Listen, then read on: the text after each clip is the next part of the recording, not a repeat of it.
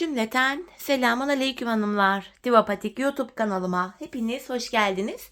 Bugün birlikte iki şiş dikişsiz incili patik yapacağız. Ben patiğimde böyle acı kahve tonlarında normal patiklik bir ip kullandım. Bir de 0,5'lik incilerim var. Hanımlar şöyle 0,5'lik dal incilerden kullandım. Bunu da ipime aktardım. İpime aktarma işi de şöyle yapılıyor.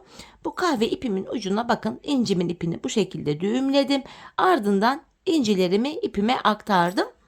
Hemen ipimi şöyle kenara alıyorum. Şişlerimi 3 numara. Modelimiz de bu şekilde. Çok şık, çok güzel, hoş bir model oldu hanımlar. Bakın patiğimizin kenarları bu şekilde. Önü çapraz bant detaylı.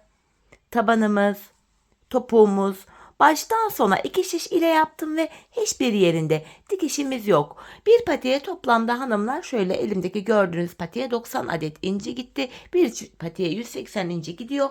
Bir dal inciden şu kadar incim arttı. Bu patik benim elimin ölçülerine göre 37, 38, 39 numara ayaklar için uyumlu oldu. Patiğimize hemen başlıyorum.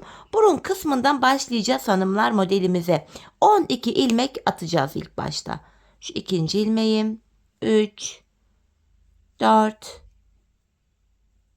5, şu altıncı ilmeğim 7, 8, 9, 10, 11 ve bir ilmek daha attım 12.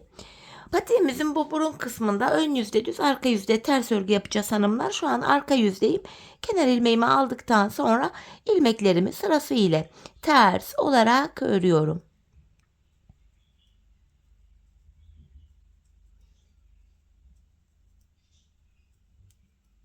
Sonuncuyu da ters ördüm. Şimdi geri dönüyorum, tekrar ön yüzdeyim. Hanımlar ön yüzde artırmalarımıza da başlayacağız. İlk iki ilmeği örüp artıracağız. Son iki ilmek kalana kadar örüp tekrar artırmamızı yapacağız.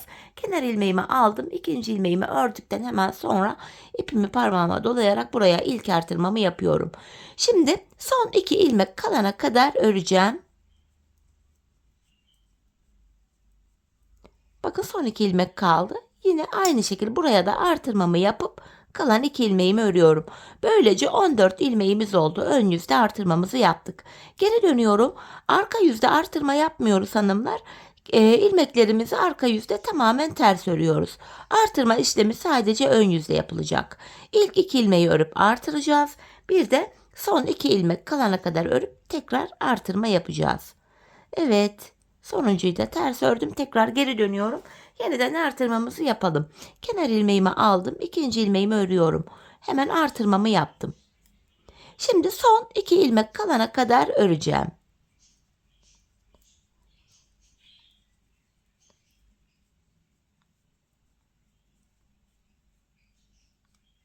Tekrardan buraya da artırmamı yapıyorum. Kalan iki ilmeğimi örüyorum. Böylece 16 ilmeğimiz oldu. Şimdi geri döneceğiz hanımlar. Arka yüzde ilmekleri ters öreceğiz. Ön yüzde yine ilk 2 ilmeği örüp artıracağız. Bir de son 2 ilmek kalana kadar örüp yine artırmamızı yapacağız. Biz bu artırma işlemine şişimizde 28 ilmek olana kadar devam edeceğiz. Şimdi hep birlikte artırmalarımızı yapalım. Ardından buluşalım. Evet hanımlar, şimdi 28 ilmeğim olana kadar artırmalarımı yaptım. Arka yüzde 28 ilmeğimi ters ördüm. Şimdi ön yüzdeyiz. Bu incilerimizi yapabilmek için ilk tabanı ön yüzde oluşturacağız. İnciler arka yüzde bırakılacak. Kenar ilmeğimi aldım. İkinci, üçüncü ve dördüncü ilmeğimi düz ördüm. Şimdi devamında şöyle ilerleyecek. Buraya 2 ilmek ters örüyorum. İlk başa ilk 4 ilmeği düz ördüm. Devamında 2 ters, 1 ilmek düz. 2 ilmek ters örüyorum, 1 ilmek düz. 2 ilmek ters örüyorum, 1 ilmek düz. 2 ilmek ters örüyorum, 1 ilmek düz. 2 ilmek ters, 1 ilmek düz. Tekrar 2 ilmek ters, 1 ilmek düz. 2 ilmek ters ördüm. Bakın son 4 ilmek kaldı. İlk baştaki 4 ilmeği de düz örmüştük. Son 4 ilmeğimi de düz olarak örüyorum. Şimdi hanımlar arka yüzde ön yüzde ikişer tane ters örmüştük. Arka yüzde bu iki ters ilmeklerin tam ortalarına incilerimizi bırakacağız. Şöyle her sırada 7 adet inci bırakıyoruz. Bakın bir sırada 7 tane inci var. Şöyle incilerimi de yaklaştırdım. Öncelikle kenar ilmeğimi alıyorum. İkinci, üçüncü ve dördüncü ilmeğimi arka yüzde ters ördüm. Ön yüzde ters ördüğümüz 2 ilmek arka yüzde düz örülecek. Bakın 2 düz ilmek görünüyor. İlk düz ilmeği örüyorum. Ön tarafa bir tane inci bıraktım araya. İkinci düz ilmeğimi de ördüm. Ön yüzde düz ördüğümüz bir ilmeği de arka yüzde ters örüyoruz. Tekrardan bakın 2 tane düz ilmek var arkada. İlkini ördüm. Bir tane inci bıraktım. İkinci düz ilmeğimi de örüyorum. Yanındaki bir tersimi ters ördüm. Yeniden 2 düz ilmeğim var. İlkini örüyorum. Bir inci bıraktım. İkinci düz ilmeğimi de ördüm. Aradaki bir ilmeğimi ters örüyorum. Bakın yine 2 düz ilmeğim var. İlkini ördüm. Bir tane inciyi bırakıp ikinci düz ilmeğimi de örüyorum. Bir ilmek tersimi de ördüm. Devam ediyorum. 2 düz ilmeğim var. İlkini ördüm. Bir tane incimi bıraktım. İkinci düz ilmeğimi de örüyorum. Yanındaki bir ilmeğim ters. Yeniden 2 düz ilmeğime geldim. İlkini örüyorum. İncimi önde bırakıp ikinci düz ilmeğimi de ördüm. Aradaki bir ilmeğim ters. Yine 2 düz ilmeğim var burada. İlkini ördüm. İncimi bırakıp ikinci düz ilmeğimi de örüyorum. Kalan 4 ilmeğim ters örülüyor. İlk incilerimizi de arka yüzde bırakmış olduk. Hanımlar her 3 sırada bir aynı şekilde incilerimizi bırakacağız. Şimdi incimizi bıraktık arka yüzde. İnciden sonraki ilk sıramız ilmekleri gördüğümüz gibi örüyoruz. İlk 4 ilmeğimi düz ördüm. Devamında ilmeklerimi 2 ters, 1 düz. 2 ilmek ters, 1 ilmek düz. 2 ilmek ters örüyorum, 1 ilmek düz. Tekrar 2 ilmek ters ördüm, 1 düz. 2 ters, 1 düz. 2 ilmek ters ördüm, 1 düz. 2 ters ve son 4 ilmeğim düz. Bakın ön yüzde inciden sonraki ilk sıramız, ilmeklerimizi gördüğümüz gibi ördük. Geri dönüyorum, arka yüzde inciden sonraki ikinci sıramız, yine ilmekleri gördüğümüz gibi örüyoruz. Buradaki ilk 4 ilmek ters. Devamında arka yüzde de 2 düz, 1 ters. 2 düz, 1 ters. İlmeklerimizi gördüğümüz gibi örüyoruz arka yüzde. 2 ilmek düz, 1 ilmek ters.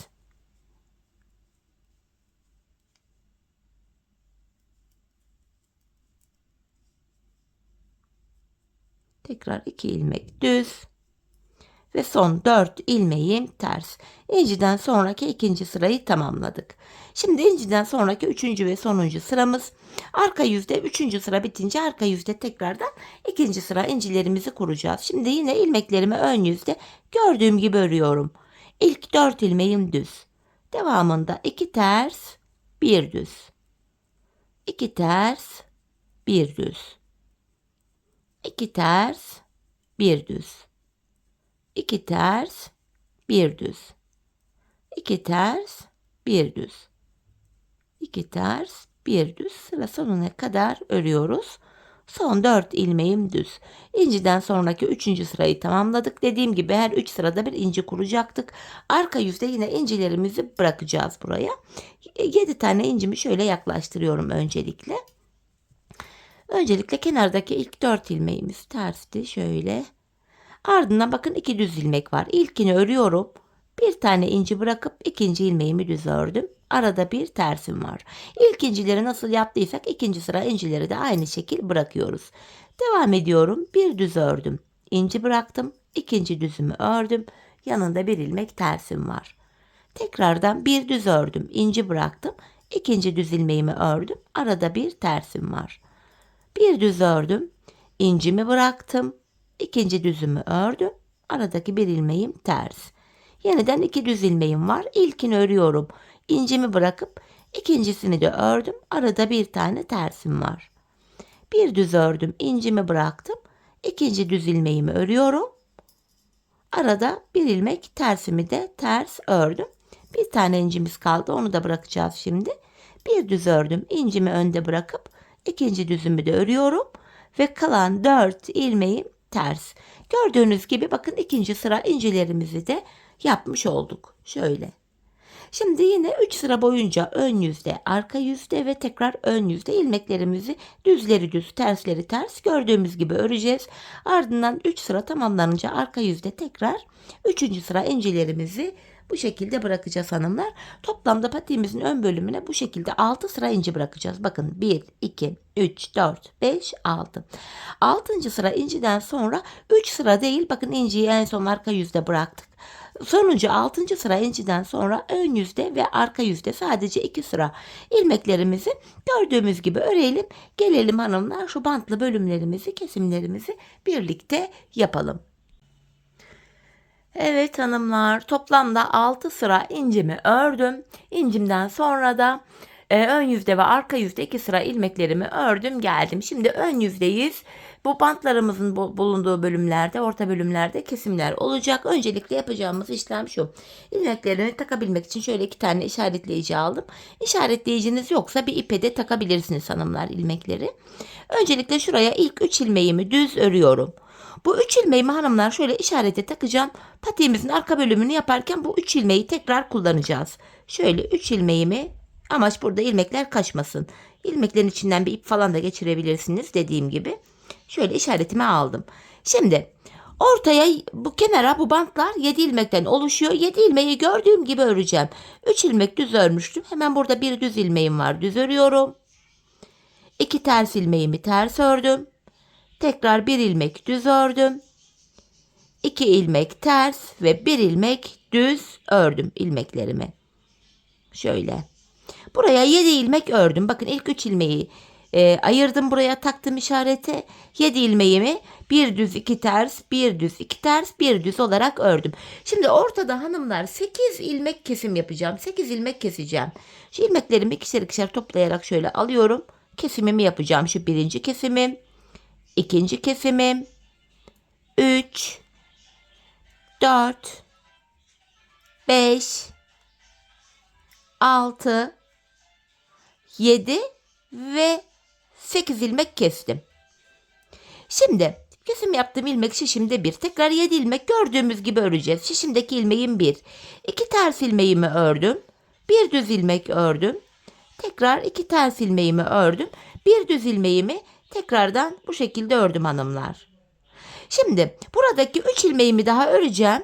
Bakın şöyle şu 3 ilmeğimi daha örüyorum kenardaki. Şimdi buradaki 3 ilmeği de tekrardan arka yüzde ördükten sonra işaret alacağım. Bu 3 ilmekler hanımlar şurada patiğimizin arka bölümünde tekrar kullanılacak. Kenar ilmeğinden sonra hemen yanındaki 2 ilmeğimi de ters ördüm arka yüzde. Bu 3 ilmeğimi de şu işaretime takıyorum şimdi. Şöyle. Bu 3 ilmek burada beklesin. Şimdi incilerimizi bu patiğimizin kemer bölümlerine kurmaya devam edeceğiz. Şimdi bu alttaki inciden sonra 3 sıra örmüş olduk hanımlar. İlk 2 sırayı patiğin ön bölümünde örmüştük. 3. sırayı da şimdi ön yüzde gelirken ördük. Arka yüzde tekrar incileri kuracağız. Bu defa kemerlere 2'şer tane inci koyulacak. Öncelikle şöyle ikincimi yaklaştırdım. Kenar ilmeğimi örmeden alıyorum hemen. Buradaki kenar ilmeğinin ilk ilmek olduğu için mecburen bu şekilde örüyorum. Şimdi önde 2 tane düz ilmek var. İlk düz ilmeğimi ördüm. İncimi bıraktım. Yanına bir düz ilmek daha ördüm. Ortadaki bir tersimi ters örüyorum. Tekrar 2 düz ilmeğim var. İlkini ördüm. İncimi bıraktım. İkinci düz ilmeğimi de ördüm. Kenar ilmeğimi de düz ördüm. Geri dönüyoruz. Önce hanımlar şu sol taraftaki kemeri yapacağız. Ardından buradaki 7 ilmek ile sağ taraftaki kemeri yapacağız. Şimdi sol kemeri yapıyoruz. Yine her 3 sırada bir inci kuracağız hanımlar. Kenar ilmeğimi aldım. 2 ters, bir düz, 2 ters, bir düz ilmeklerimi ördüm. İnciden sonraki ilk sıramızı ördük. Geri dönüyorum. Arka yüzde yine ilmekleri gördüğüm gibi öreceğim. Kenar ilmeğimi aldım. Bu defa 2 düz, 1 ters, 2 düz, son kenar ilmeğimi de düz ördüm. Geri dönüyorum. İnciden sonraki 3. sıramız. Kenar ilmeğimi aldım. Ön yüzde 2 ters, 1 düz, 2 ters, kenar ilmeğimi düz ördüm. İnciden sonra 3 sıra ördük. Tekrardan 2 tane inci yaklaştıracağım. Yeniden kemerime incimi koyacağım. Kenar ilmeğimi aldım. Bakın ilk düz ilmeğimi ördüm. İncimi önde bırakıyorum. Bir ilmek ördüm. Arada bir tane tersim var. Tekrardan 2 düz ilmeğim var. İlkini örüyorum. İncimi önde bıraktım. Yanındaki bir ilmeğimi de düz ördüm. Kenar ilmeğimi de düz örerek incimizi de yerleştirmiş olduk. Bakın buraya 2 sıra inci yerleştirdik. Şimdi ön yüzde, arka yüzde ve tekrar ön yüzde ilmekleri gördüğümüz gibi öreceğiz. 3 sıra olacak. Ardından tekrar bu şekilde incileri yerleştireceğiz. Patiğimizin şu kemer bölümünü hanımlar toplamda 12 sıra inci yapacağız. Şu öndeki 6 sıra inciyi saymıyoruz. 6 sıradan hariç bakın 2 tane incimiz oldu. Burada 12 sıra incimiz olacak. Bu bölüme toplamda 12 sıra incimizi yapalım hanımlar. Ardından buluşalım. Evet hanımlar, patiğimin kemer bölümüne 12 sıra incimi yaptım. En son 12. incimden sonra da ön yüzde ve arka yüzde 2 sıra ilmekleri tekrar gördüğüm gibi ördüm. Şimdi ilmeklerimi keseceğim hanımlar. Sol kemeri tamamladık. İkişer ikişer toplayarak ilmeklerimi kesiyorum. Şimdi sağ kemerimize de başlayacağız. Son bir ilmeğim kaldı. Bunu da kesiyorum.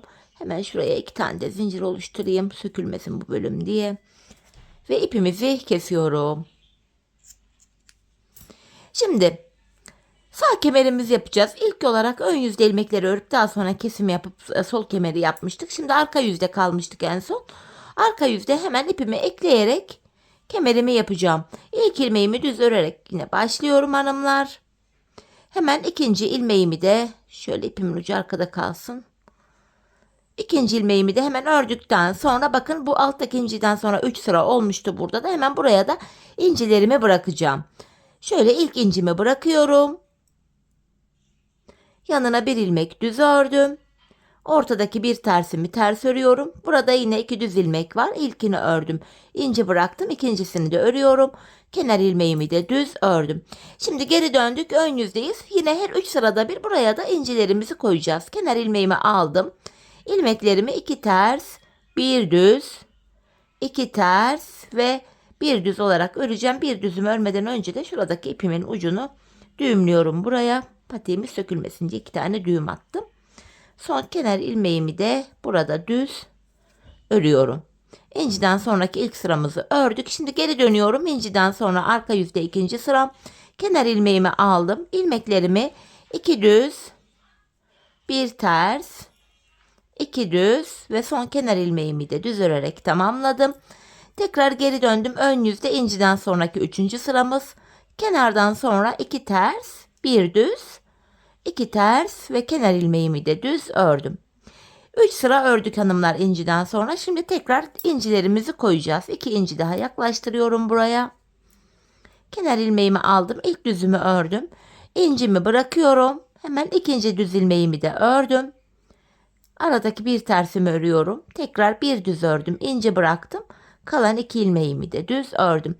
Bakın bu sağ kemerimizde de 2 tane incimiz oldu. Sol kemere 12 sıra inci yapmıştık. Buraya da yine 12 sıra inci yapacağız ve 12. inciden sonra 2 sıra ilmekleri tekrar gördüğümüz gibi öreceğiz. Bu şekilde sağ kemerimizi de sol kemerde olduğu gibi tamamlayalım. Ardından buluşalım. Evet hanımlar, patiğimin sağ kemerini de tamamladım. Geldim. En son 12. incimden sonra 2 sıra ilmeklerimi ördüm. Şimdi ön yüzdeyiz. Buradaki ilmeklerimizi de yine ikişer ikişer toplayarak keseceğiz. Patiğimizin kemer bölümünü böylece tamamlamış olduk. Sonuncu ilmeğimi de kestim. En son hemen şuraya 2 tane zincir atıyorum ve ipimi kesiyorum. Şimdi patiğimizin taban bölümüne geçeceğiz hanımlar. Burundan itibaren bakın burunda başlangıçta ipimiz kalmıştı şöyle ucunda. İpimi tekrar buraya düğümlüyorum. Burundan başlayarak tabanımızı öreceğiz. Patiğimizi 12 ilmek olarak başlamıştık. 12 ilmek başladığım yerden tekrar 12 ilmek çıkaracağım. Bakın ipin ilk geldiği yerden şöyle ilmeğin iki kanadına birden girerek hemen buradan şöyle ilk ilmeğimi çıkartıyorum. Başlangıç yerlerine ilmeğin iki kanadına birden girerek ilmek çıkartıyoruz buradan. Ön yüzden. Şu ikinci ilmeğim. Şu üçüncü ilmeğim. 4, 5, 6, 7, 8, 9, 10. Şu 11. ilmeğim. En son şu kenara girerek bir ilmek de bu kenardan çıkarttım, 12. Ön yüzde 12 ilmek çıkarttım. Geri dönüyorum. Arka yüzdeyim. Kenar ilmeğimi aldıktan sonra arka yüzde ilmeklerimi ters olarak örüyorum. Taban bölümde ön yüzde düz, arka yüzde ters örgü uygulaması yapıyoruz hanımlar. Sonuncuyu da ters ördüm. Geri dönüyorum. Şimdi ilmek sayılarımız artacak. Hem patiğimizin tabanını yapacağız hem de taban bölüm bu üst bölüme eklenecek. Şimdi ön yüzdeyiz. Hemen sağ kenarda bakın kenar ilmek yerleri var. Hemen bu kenardaki ilk kenar ilmek yerine bakın. İlmeğin iki kanadına birden girerek ön yüzde sağ kenarda ilmek çıkarttım. 13 ilmeğim oldu. Şimdi şişimdeki ilmekleri öreceğim. Ardından sol kenardan da bir ilmek çıkaracağım. 14 ilmeğimiz olacak. İlmek çıkartma işlemini ön yüzde önce sağ sonra da sol kenardan yapıyoruz. Bakın ilmeklerin hepsini ördüm. Şimdi bu sol kenarda da hemen şuradaki ilk kenar ilmek yerine ilmeğin iki kanadına birden girerek ilmek çıkarttım. 14 ilmek oldu. Geri döndüm, arka yüzdeyim. Kenar ilmeğimi aldıktan sonra arka yüzde ilmeklerimi ters örüyorum. İlmek çıkartma işlemini sadece ön yüzde yapıyoruz. Arka yüzde de gördüğünüz gibi ilmeklerimizi ters olarak örüyoruz. Sonuncuyu da ters ördüm. Tekrar geri döndüm. Yine ön yüzdeyim.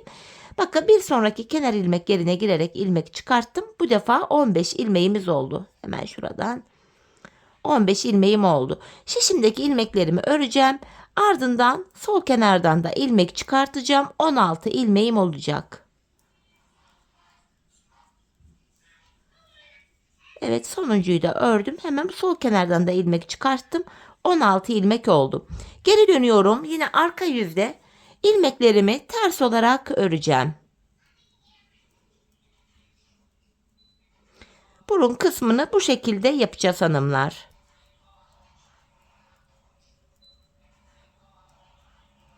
Sonuncuyu da ters ördüm. Tekrar geri döndüm. Yine ön yüzdeyim. Bir sonraki kenar ilmek yerinden yine ilmek çıkartıyorum ön yüzde sağ kenardan. 17 ilmeğim oldu şimdi de. İlmeklerimi öreceğim.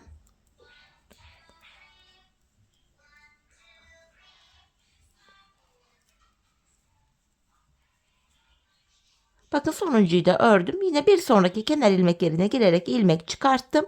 18 ilmeğimiz oldu. Bakın 5 şiş patik burnuyla aynı patiğimizin burun şekli. Biz bu işlemi hanımlar şişimizde 28 ilmek olana kadar devam edeceğiz. Şimdi hep birlikte burun kısmını 28 ilmek olana kadar yapalım. Ardından buluşalım. Evet hanımlar, 28 ilmeğim olana kadar patiğimin burun kısmını ördüm ve geldim. Görüntümüz şöyle, bakın 5 şiş patik burnundan hiçbir farkı yok bu şekilde. Şimdi 28 ilmek ile tabanımızı öreceğiz. 27. ilmeğimi sağdan, 28. ilmeğimi soldan çıkarttım. Şimdi geri dönüyorum, arka yüzdeyim. Artık 28 ilmek olarak tabanımız örülecek hanımlar. İlmek artışı olmayacak. Arka yüzdeyim. Kenar ilmeğimi aldıktan sonra son 2 ilmeğim kalana kadar ilmeklerimi ters öreceğim. Dediğim gibi ilmek artışı artık olmayacak. Taban 28 ilmek ile örülecek. Nasıl yapacağımızı da şu an gösteriyorum. Son 2 ilmeğim kalana kadar arka yüzde ilmeklerimi tersten örüyorum. Bakın son 2 ilmek kaldı.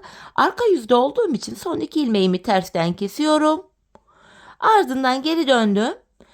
Şişimizde 27 ilmek kaldı kesim yaptığımız için. Yine bir sonraki kenar ilmek yerine girerek ilmek çıkarttım.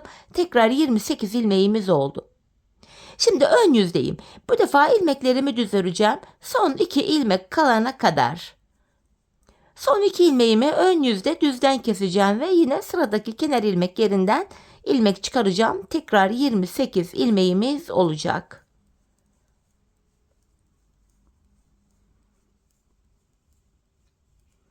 Son 2 ilmeğimi kesiyorum. Bir sonraki kenar ilmek yerine girerek ilmek çıkarttım. Tekrar 28 ilmeğimiz oldu. Yine geri dönüyorum. Arka yüzdeyim. Kenar ilmeğimi aldıktan sonra yine arka yüzde son 2 ilmeğim kalana kadar ilmeklerimi öreceğim. Hanımlar, eğer ki arka yüzdeysek son 2 ilmeği tersten kesiyoruz. Ön yüzdeysek de son 2 ilmeğimizi düzden kesiyoruz ve Bir sonraki kenar ilmek yerinden ilmek çıkartıyoruz. Taban bölümü bu şekilde 28 ilmek olarak devam ettiriyoruz. Yine son 2 ilmeğim kaldı. Arka yüzde olduğum için son 2 ilmeğimi tersten kesiyorum. Geri döndüm. Ve yine bir sonraki kenar ilmek yerine girerek hemen şuradan ilmeğin iki kanadına birden girerek ilmeğimi çıkarttım. Şimdi ön yüzdeyim. Yine son 2 ilmeğim kalana kadar ilmeklerimi örüyorum. Düz olarak örüyorum ön yüzde. Ön yüzde olduğum için bu defa son 2 ilmeğimi düzden kesim yapacağım ve yine sıradaki kenar ilmek yerinden ilmek çıkartacağım.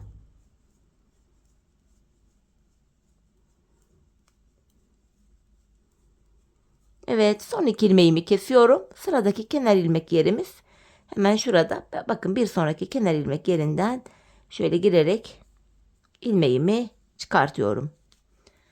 Patiğimizin tabanında bu şekilde devam edeceğiz. Ta ki nereye kadar? Hemen bu işaretleyiciye kadar işaretleyiciye aldığımız ilmekler vardı. Hemen buradaki şu uçları yani buradaki son kenar ilmek yerlerine gelene kadar yani şu işaretleyiciye gelene kadar patiğimizin bu taban bölümünü bu bölüme kadar örelim, ardından buluşalım. Evet hanımlar, patiğimin tabanını 28 ilmek olarak şu işaretli yerlere kadar ördüm. 27. ilmek burada, 28. ilmek de burada. En son bakın şu ön yüzde soldayız. Artık şurada bakın işaretleyiciye taktığım 3 ilmek vardı. Bu 3 ilmeğimi şöyle şişime alacağım. Artık bu ilmeklerimizi de kullanacağız. Hemen şöyle kaçırmadan alayım. 3. ilmeğim de. Şimdi bu 3 ilmeğimi de öreceğim. Bu 3 ilmek hanımlar haroşa. Bu 3 ilmeğimi düz örüyorum. Ben hem ön hem arka yüzde düz örgü örerek haroşalarımı elde ediyorum. Bakın bu 3 ilmeğimi de ördüm. Şimdi geri dönüyorum. Arka yüzde de kenar ilmeğimi aldım. İkinci ve üçüncü ilmeğimi düz yani haroşa ördüm. Şimdi bu aradaki ilmeklerim var. Arka yüzde olduğum için bu ilmeklerimi ters olarak örüyorum. Hepsini ters öreceğim hanımlar. Patiğimizin arka bölümüne geçtik şu an.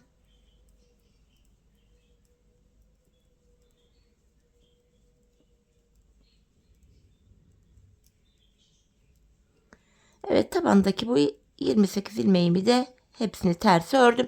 Şimdi şuradaki 3 ilmek vardı. Bu şimdi 3 ilmeğimi de yine şişime alacağım önce. Şöyle şişimi takıyorum. Yine hanımlar bu 3 ilmeğimizde haroşa düz olarak örüyorum. Yanlarda 3'er ilmek haroşamız var şu anda. Şöyle. Şimdi geri döndüm. Bakın yanlar 3 ilmek haroşa. Bu ortalar önde düz, arkada ters olarak örüldü. Patiğimizin şu arka bölümünü yapacağız. Haroşalı ilmek sayılarımız artacak. Artırma yapacağız hanımlar. Her artırmada haroşalı ilmek sayısı bir ilmek artıyor. Kenar ilmeğimi aldım. Bakın öndeki ilmeğimin haroşa kısmına şuraya girerek bakın artırmamı yapacağım. Buradan aldığım ilmeğimi örüyorum.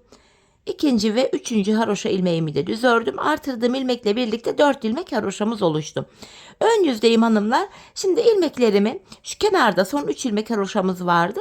Bu son 3 ilmek haroşaya kadar düz olarak örüyorum.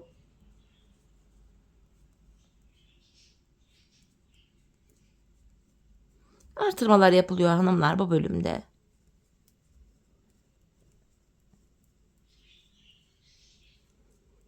Bakın 3 ilmek haroşama kadar ördüm. Şimdi buradan da artırma yapacağız. Buradaki artırmada son 1 ilmek kalana kadar bakın. Öndeki 1 ve 2 haroşamı düz ördüm. Son 1 ilmek kaldı. En son ördüğüm ilmeğin şu haroşa kısmına giriyorum. Bunu da yine düz ördüm. Sonuncu ilmeğim de düz örülüyor. Buradaki yanlarda 4'er ilmek haroşamız oldu. Geri dönüyorum. Kenar ilmeğimi aldım. İkinci, üçüncü ve dördüncü haroşalı ilmeğimi düz ördüm. Aradaki ilmekler ters örülecek. Şu kenardaki son 4 ilmeğe kadar ters örelim gelelim. Bakın son 4 ilmeğime kadar ilmeklerimi ters ördüm. Son 4 ilmeğim haroşa. Bunları düz olarak örüyorum. Şimdi tekrar ön yüzdeyiz. Yine artırmamızı yapacağız. Kenar ilmeğimi aldıktan sonra öndeki ilmeğin haroşa kısmına girdim. Bunu örüyorum. Artırmamı yaptım. Yanındaki 3 ilmeğimi de yine düz haroşa örüyorum. Böylece kenarda 5 ilmek haroşamız oldu. Bu ortada ilmeklerimiz var. Şuradaki bakın son 4 haroşaya kadar düz örelim gelelim. Evet, son 4 haroşama kadar yine ilmeklerimi ördüm. Son bir ilmek kalana kadar haroşama devam ediyorum. Bu kenardan da bakın en son ördüğüm ilmeğin şu ön kısmına girerek buradan aldığım ilmeğimi de ördüm ve sonuncu ilmeğimi de düz örüyorum. Böylece yanlarda 5'er ilmek haroşamız oluştu. Kenar ilmeğimi aldım. Şu ikinci ilmeğim 3, 4, 5 ilmek haroşamı düz ördükten sonra şu ortadaki 28 ilmeği hanımlar şu kenarda da 5 ilmek kalana kadar ters örelim. Son 5 ilmeğimizi haroşa örüp ön yüzde buluşalım. Evet hanımlar, ilmeklerimi ördüm. Tekrar ön yüzdeyiz. Yine artırma devam ediyor. Kenar ilmeğimi aldım. Öndeki ilmeğin haroşa kısmına girerek buradan aldığımı da ördüm. 2 oldu. 3, 4, 5, 6. Böylece kenardaki haroşalı ilmek sayımız 6 oldu. Ortadaki 28 ilmeği ördükten sonra burada da son bir ilmek kalana kadar örüp artırma yapacağız. Yine diğer ilk bölümlerde yaptığımız gibi aynı şekilde artırmayı yapacağız. Burada da 6 diş haroşa olacak.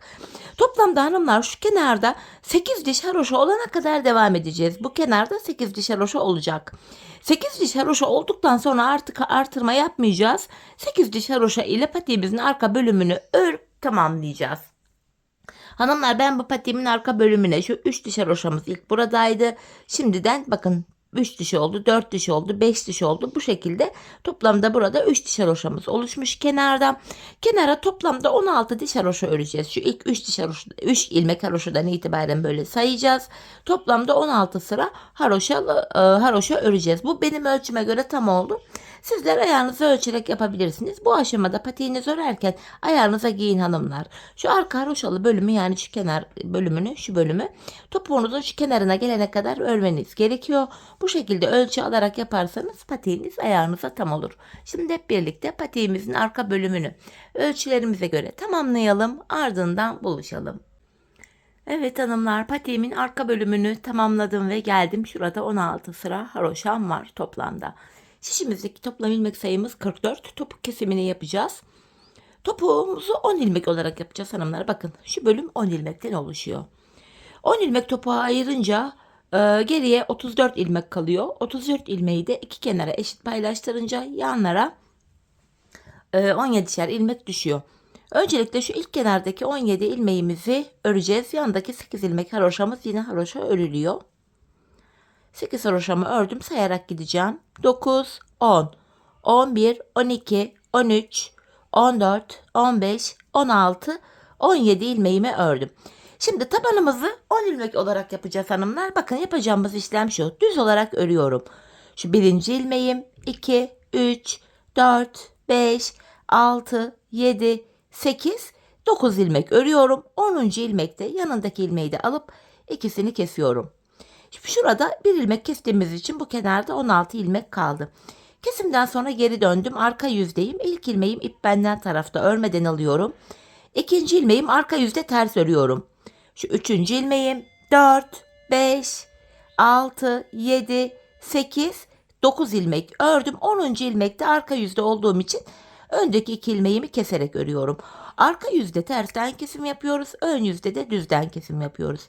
Kesimden sonra geri döndüm. Ön yüzdeyim. İlk ilmeğimi örmeden alıyorum. 2, 3, 4, 5, 6, 7, 8, 9 ilmek ördüm. 10. ilmekte öndeki ikisini kestim. Kesimden sonra geri döndüm. Yine arka yüzdeyim. İlk ilmeğimi aldım. Ters örüyorum. 3, 4, 5, 6, 7, 8, 9, 10. ilmekte tersten kesimimi yapıyorum. Bu şekilde hanımlar patiğimizin arka bölümünü kesiyoruz. 9 ilmek örüp 10. da kesim yapıyoruz. Biz bu kesme işlemine yanlardaki şu 8'er ilmek haroşamıza kadar devam edeceğiz. Buralarda. Bakın yanlarda 8'er haroşamız kalacak. Bu şekilde topuğumuzu keselim, gelelim. Evet hanımlar, haroşalı kısımlara kadar patiğimin topuğunu bu şekilde kestim ve geldim. Şimdi haroşalı bölümlerde kesimlere devam edeceğiz. Fakat ilmekleri haroşa öreceğiz. Hemen hem arka yüzde düz öreceğim. Bakın ilk ilmeğimi yine örmeden aldım. 9 ilmeğimi örüyorum. 4, 5, 6, 7, 8, 9, 10. ilmekte yandan da bir ilmek alıp ikisini kestim.